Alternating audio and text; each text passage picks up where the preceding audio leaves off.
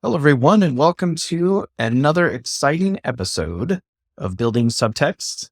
Today, I'm happy to go over the new features for the release for winter 2022, which will be this December 20th, and the main feature, which is the first draft outline, which is something that I've been working on for a couple weeks right now, and I'm really excited about it. Can't wait to see what everybody thinks about it. So I'll go over the changes and explain the different thinking behind it. And just know that this is a way for those who are new to subtext, who are new to thinking about stories in terms of the structure and what it actually means, instead of just having words on a page that might end up being meaningless, that this is a way for you to quickly get to a version of a story that you could actually start writing from within 15, 20 minutes, just by clicking 4 buttons. So this is a really quick way, streamlined way, which is based on my years and years of helping people develop their own projects using this approach. The very first thing is in your stories now, you'll see it's a little bit different. And I'll just go over all the features that are here. One, if you want to download the whole thing, download your complete story, everything you've written, it's right here. So you can take it and do whatever you want to with it. And then I added this add button, which usually you go into the premise builder and you can build your story, do all that kind of stuff. If you just want to play with it and you just want to see what's going on, you can just quickly add the default narrative here and just add it. And this is just based on the most popular narrative that Western American culture uses. So pretty much anything that you've seen in a Marvel superhero movie, it's that narrative structure. What you'll see here is when I added it, you'll see it said building your story. You'll be notified by email when complete.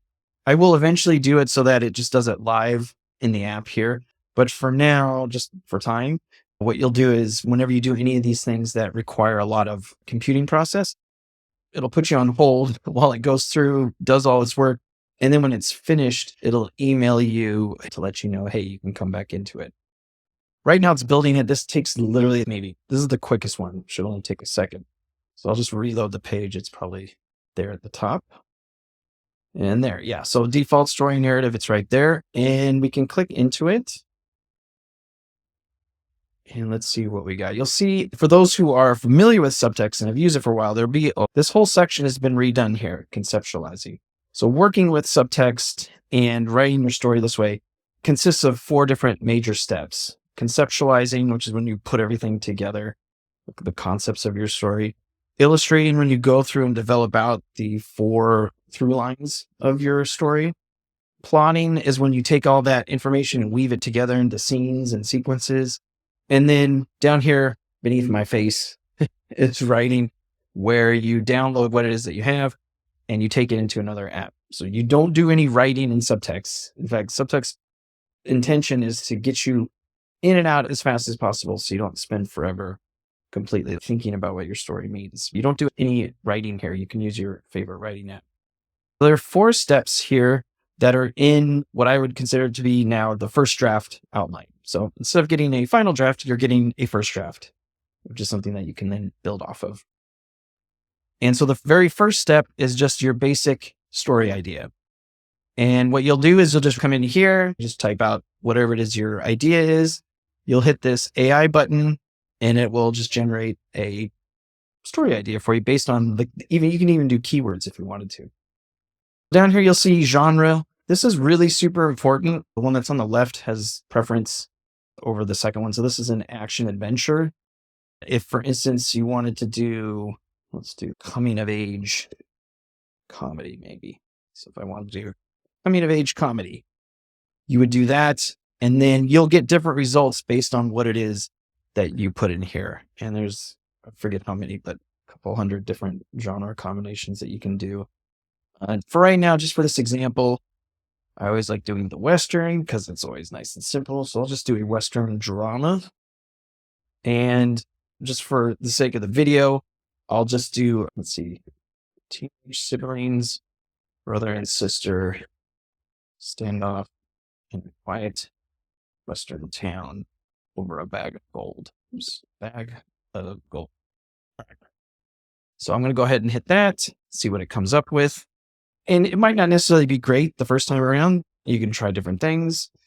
So this would be an idea for it. It's taking that idea and extrapolating it based on the hundreds of unique narrative structures that are in Subtxt. When an old prospector leaves a bag of gold on the doorstep of two teenage siblings, brother and sister, a standoff erupts in a small western town as the two battle for control of the gold. When a crazed outlaw decides to bomb the town and take the gold, the two must set aside their differences and work together to save the people they love. All right, totally fine. I'm going to take it.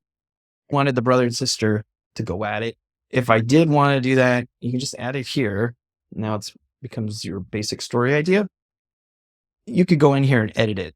So if I wanted to, I could go through and edit everything and make it the way that I wanted it to, combine all kinds of different keywords, try a different thing, mix and match. But for now, I'm just going to leave that. I'm just going to show you what it looks like. Here, I'll go ahead, and this is the first. Anytime you see these big, giant gold buttons, these are super boost buttons, which do more than just the one little button here does. So this is going to be a huge brainstorm. It's going to go out and build a complete story just based on this idea. And a complete story is one where it takes into account all four through lines of a complete story. So it's not going to write the whole thing, but it's going to conceptualize it in a way that you have a better idea of what it is that you'll be creating. So I'll go ahead and send this off. And so you'll see it sends it off. And then I'm going to come back into here, my stories page, and it says brainstorming a complete story for you. So again, this will be in the future. It's not too far away. It'll just be a live thing. And once it's done, it'll just update. But I'm going to be waiting for an email here. While that's going on, I have another one that I already worked on that I'll just step through so we can talk about it and see what that looks like. So here, again, I think this is another Western. This one's a thriller. Murder in a small Colorado town, late 1800s. So when the mayor's daughter goes missing from a small Colorado town in the late 1800s, a cold-blooded bounty hunter is hired to track her down. But as he searches for clues, he finds himself embroiled in a far-reaching conspiracy of murder, betrayal, and revenge. So you can see that it has a little more elements of thriller, whereas the other one had more drama. It's a race against time to find the missing girl and restore justice to the lawless Wild West. I had hit brainstorm complete story, and it went off and did its work. And then when it came back, we go down to step 2 here, the complete story, and it developed a complete story around it. And what it does is it'll name characters, put them in the right place, do all that stuff. So that story idea is now John Bishop, a notorious bounty hunter, is hired to find the missing daughter of a powerful mayor in the late 1800s Wild West. As he searches for clues, John finds himself embroiled in a far-reaching conspiracy of murder, betrayal, and revenge. Into this chaotic scene enters Emma Dowd, the missing daughter of the mayor, who is determined to make her way in the world by any means necessary. Though John and Emma start out as adversaries with time and patience, their friendship grows from hurt to hopeful. As the two battle against the clock, they must use their wits and courage to outwit the hunter and restore justice to the lawless Wild West before it's too late for Emma. Great. Excellent. I'll be interested to see how that would develop when they're adversaries in the beginning. They don't necessarily need to hate each other face to face. It could be split apart like that. What this is, it took that story idea and made these 4 through lines and broke it down into these 4 that you'll see down here. Now, I can't edit this up here yet. That, again, is down the road. So it's going to require a little bit of work. But for right now, these are the 4 components that make this up. The objective story through line is the plot, which is essentially the same thing that was in the basic story idea. The main character through line is the personal through line, and it's how the audience finds themselves connected to the story.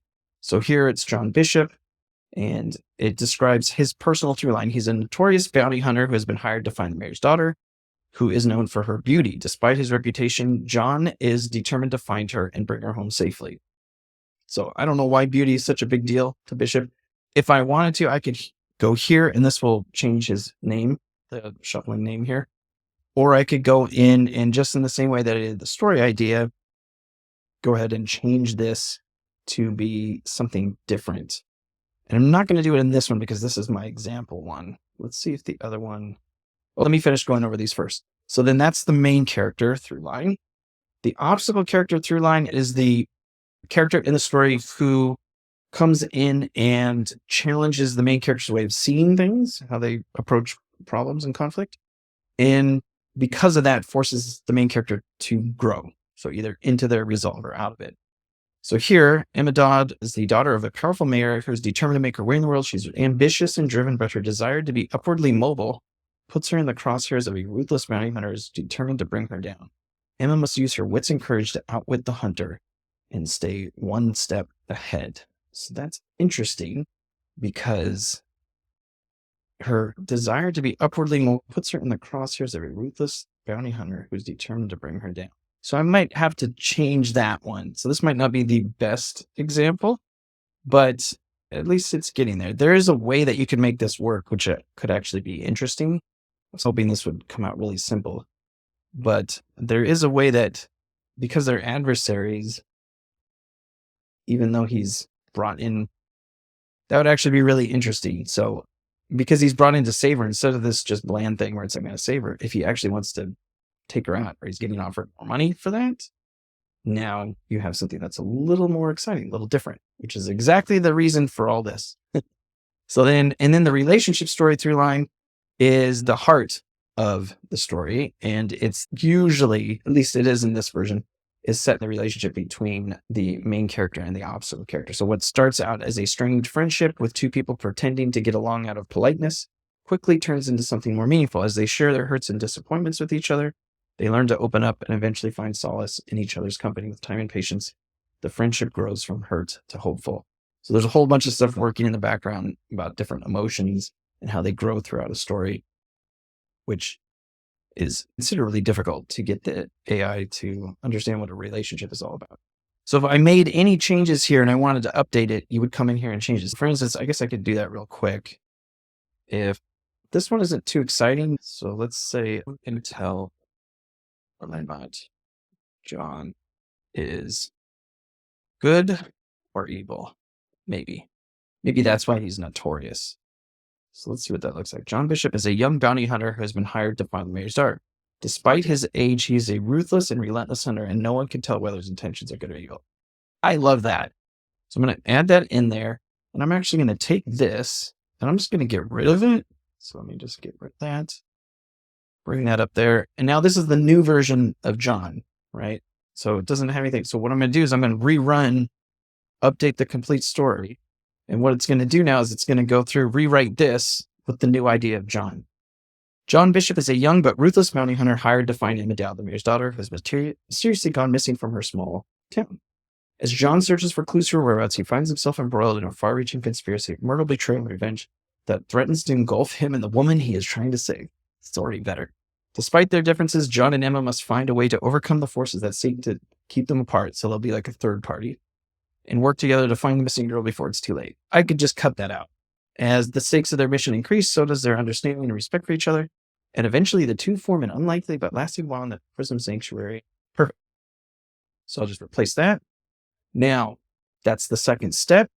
And then to go to the next one, now that I have my complete story, it's the complete concept of the story, right? It's not all written out yet. It's just this. You could see this in a blurb for any kind of film, any streaming service that you want to see. And it has a tendency to be more attractive and more inviting to the audience than just this. And there's a whole psychological reason for that. But for right now, if you just have the plot, it's like, all right, that's fine. But once you put in those other three through lines, now all of a sudden there's a compelling reason. Just naturally, we want to know how that all turns out. So when you do that, originally this button is just going to be one, and it'll say brainstorm, plot, and players. Because I've already run it, once it does it, it splits into the two, so that if you don't like the players it creates, you can change that. If you don't like the plot it creates, you can change that. For right now, I'll just go with what it has, and it'll go to the next step. But first, let's go back to our original story and see what that looks like, just to show. All right. So the cool thing is I have it create some kind of title. So it came up with the title Star-Crossed. Let's see what that looks like. Based on that story idea of the two kids finding the money on the doorstep, I have a feeling when Andrew and Maggie Barton, a married couple of alien birth, leave a bag of gold on the doorstep of two teenage siblings, brother and sister Frank and Sergio, they unknowingly ignite a tense standoff between them. Frank discovers he has special powers and must use them to protect the valuable gold heirloom from his sister, who's determined to take it away. As tensions mount, a crazed outlaw decides to bomb the town, forcing the two siblings to set aside their differences and work together to save their loved ones and protect the gold. Meanwhile, Frank and Sarah discover hidden depths and start to enjoy each other's company, eventually falling in love. All right, so this would be the issue with relationships and the AI. I think just in this context, I probably prefer if Frank and Sarah didn't fall in love as they are brother and sister, and I would change that. But I have a feeling it changed the genre to sci-fi, or it didn't record it correctly, because this is very sci-fi-ish. Let me see, and I would know why, just because that's why it was called Star-Crossed, which is what I was thinking. I was like, oh no, this might not be exactly. Let me run it again. Let me make sure this is figured out. Western drama. I'll try and run it again and see if we can get something that's not that. And yeah, this is what it's going to do. It's going to delete any players and start all over. So yeah, we'll go ahead and brainstorm that. It'll run again. And then let's go back to Bishop and Dowd here. Okay, this one's way better anyways. And then you don't have to wait for it. All right, so when you do plotting players, then you go to the third step, which will give you your story's basic plot. And then down here at the bottom, a whole cast of characters that fit into that story. So John Bishop is hired by the mayor of a small Colorado town to find his missing daughter. He is soon caught up in a dangerous pursuit of deceit and betrayal, where he must find her before it's too late. In the end, John must make a split decision to save the mayor's daughter and get her back to town safely, despite the obstacles in his path. So it's already starting to think of the end. Because the narrative structure is already set, it knows the beginning, it knows the end, it knows everything that's supposed to happen in each act. It's not going to make it up as it goes along. It's just going to make sure everything stays in alignment with what it is that the story is all about. Let's see, the first plot points. In the same way that the complete story was broken up into those 4 through lines, the plot is currently just set to the beginning and the ending. So you have what kicks everything off, the goal that sets up, and then the end, how it's actually resolved. So here, John Bishop searches for the mayor's missing daughter, unaware of the danger and betrayal he is about to face. The story begins when John Bishop, hired by the mayor of a small Colorado town they laid in to find his missing daughter, takes off after a lead suggested by the deputy sheriff. Little does he know that he's pursuing a dangerous fugitive. Before long, he finds himself embroiled. Okay, so him going off is what kicks it off. And now that fugitive knows he's being chased by John Bishop, boom, it's going to be a big thing. Maybe that's what they wanted him to do. Right? Okay, now because of that, now that set up this goal, which is great. Thematically, the issue would be obtaining, like achieving something or possessing something. And the AI has already figured out, all right, we know it's going to be about getting something. Specifically, it's about capturing the mayor's daughter. With Subtxt, if you wanted to change it, you can always go in here and change what the actual goal is and then have it regenerate based on that. And what this does is this keeps it in alignment. The integrity of the story is maintained. I could change this to finding out the murderer's identity, make that what the story is about, and it would still work with the rest of the story. And you can also go in here, just like I did with the main character through line for John, to see what the goal is. If John can find the mayor's daughter and bring her back, he will solve the mystery and put the town back on the right path. Great. Sounds like a cool goal. And how does that work out? John bravely leads the mayor's daughter to safety, avoiding a fight with the kidnappers and eventually getting her back to town. So this would be a thing where he avoids, and because I looked at this last night, it's essentially like he's always going after something at the end, makes that decision like, all right, you know what? For once, I'm going to avoid seeking out justice on people that I think are horrible. And that's actually what resolves it. John is eventually, so after a long journey of uncovering the truth, John is eventually led to the outskirts of the town where he discovers the missing girl. He quickly takes her by the arm and begins leading her away. But just as they are making their escape, they are confronted by the kidnappers. In a split-second decision, John decides to avoid bringing justice to the kidnappers, and instead he and the girl make a wild getaway. Eventually, they make it back to town, and the mayor's daughter is safe. So maybe these horrible people are still out there, but for once he did something different, and that's why it ends in success. That's when a story actually means something more than just a bunch of things that happens. It's actually trying to communicate something to you. So if I didn't want like any of those, actually quite a lot of this, I would go through here, change them, update the basic plot, and then it will change the plot. And then it also went through and created players. Obviously, in the beginning, it made John and Emma and gives them roles. So there's a new thing to Subtxt as well, where characters now have their role within the objective story through line. So here it's a ruthless bounty hunter who has been hired to find the mayor's daughter. Then we have Emma, who's the mayor's daughter and the man sought by the bounty hunter. We have Ezra Flynn, who's a mysterious gunslinger who's helping John in the search. Cool. I love that. Mayor Marcus Dowd, that's the mayor of the town. Deputy Ford, he's the deputy sheriff who's suspicious of John's investigation. Frank Calder, who's a gang leader who appears to be connected to Emma's disappearance. Sal Stoner, a corral owner who has secret information about Emma. Mary Kate Dowd, Emma's little sister who was acting oddly. Oh, maybe she's in on it. And then Albert Dowd, Emma and Mary Kate's uncle and Marcus's brother. So you have a whole cast of characters here. If you make any changes to them, what will happen is it will show up here, and then you'll be able to update the players across the entire story. So this thing I'm particularly happy with. It takes a long time to do it, but what it'll do is it'll go through the entire story. And this happens a lot when you're just drafting your story and coming up with it in the beginning, where you might change the name of a character and you want it to be somebody completely different, but then you don't want to have to go into each of these boxes and say, okay, wait, it's not John. Okay, no, it's not Emma. I'm not going to do it, but let's say I wanted to change Emma. I just come in here and I would do rewrite, and I would say change Emma's name to, let's call her Irma. I don't know, Irma Dobbins.